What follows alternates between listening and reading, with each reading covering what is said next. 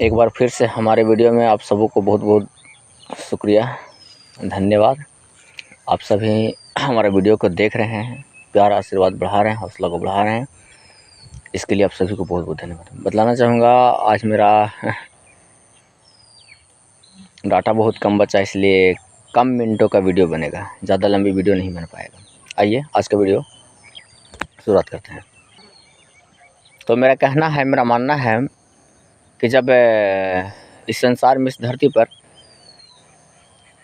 God होते हैं, मतलब ऊपर वाले की शक्ति होती है, चाहे आप जिन रूप में भी बोलते हो, अल्लाह, ईश्वर, जो भी बौद्ध धर्म अपना जिस रूप में ही बोलते होंगे, हैं, बौद्ध धर्म, जैन धर्म, ईसाई धर्म, सिख धर्म, हिंदू धर्म, मुस्लिम धर्म, जो भी लोग हैं और अपने अपने तरीके से गॉड को याद करते होंगे।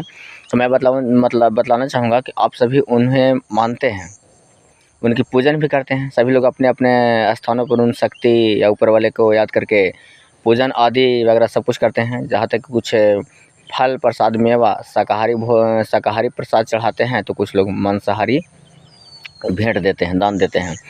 इसके बावजूद भी क्या हमारे यहाँ डॉक्टर जी की कमी है? डॉक्टर जी की कमी है, अस्पताल नहीं है, क्लिनिक नहीं खुले हुए हैं, वहाँ आप लोग इलाज करवाने के लिए नहीं जाते हैं।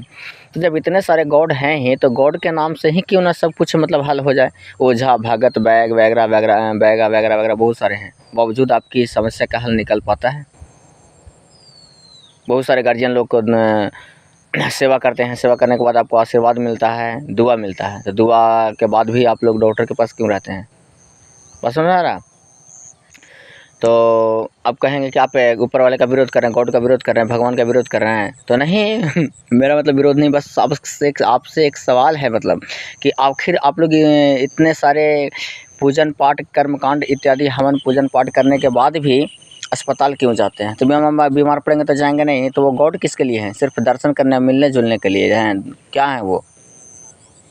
आखिर वो भी तो दुख को टालते हैं, क्योंकि दुख टलवाने के लिए बहुत सारे देवताओं को पूजन करते हैं, बहुत आदि जगहों पे जाते हैं, मन्नत मांगने के लिए जाते हैं। तो जब वो पूरा कर देते हैं, हे ऊपर वाले हमारी ये मन्नतें पूरा कर दीजिए, बाबा धाम, जो भी जहाँ भी आप जाते हो, जिन भी धाम पर जाते हो, देवघर वगैरह कहीं भी जाते हो, किन्हीं भी धाम पर जाते हो, अपने अपने मकबरा, मक्का मदीना वगैरह कहीं भी कोई जाते हो, तो जब उन लोगों से मन्नत मांगने के बाद आपकी मतलब क्या कहते हैं, मुरादें पूरी हो जाती हो, या आप जो पाप करते हैं वो धुलने के लिए जाते हैं, तो वहाँ धुल ही जाता हो, तो फिर भी आप नर्क में क्यों जा रहे हो? मतलब डॉक्टर के यहाँ क्यों भर्ती होते हैं?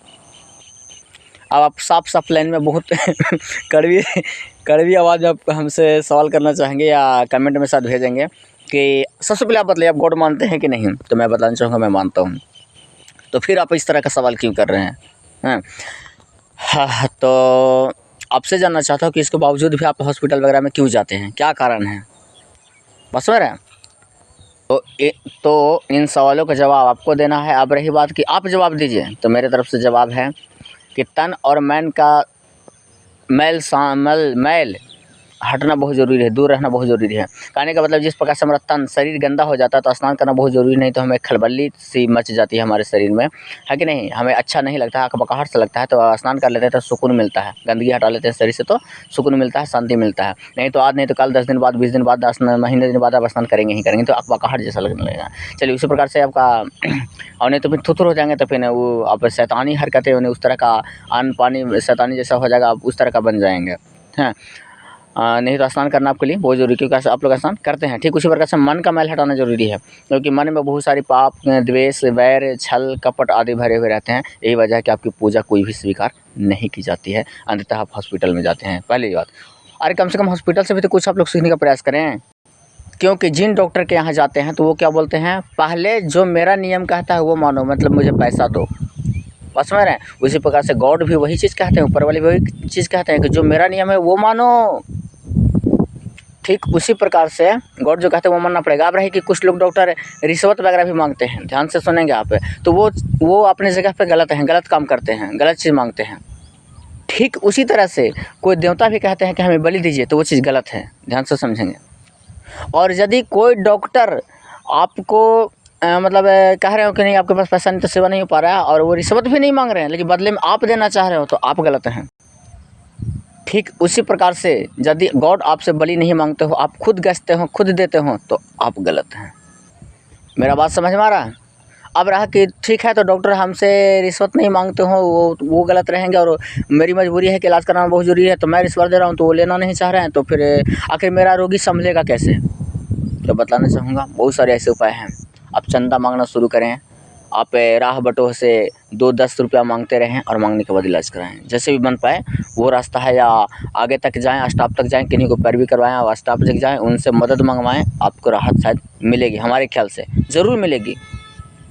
ठीक उसी प्रकार से गॉड पर रहा कि बलि लेते हैं, उनको कैसे मनाए? तो गॉड को मनाने की ज़रूरत नहीं है, वो गॉड है, वो समझदार है, समझ में आ रहा है? मानव, ठीक है, इधर का मनुष्य है, इन लोग में और ऊपर वाले जो गॉड है, देवता है, उनमें बहुत का फ़र्क है, उनसे तुलना मत कीजिए।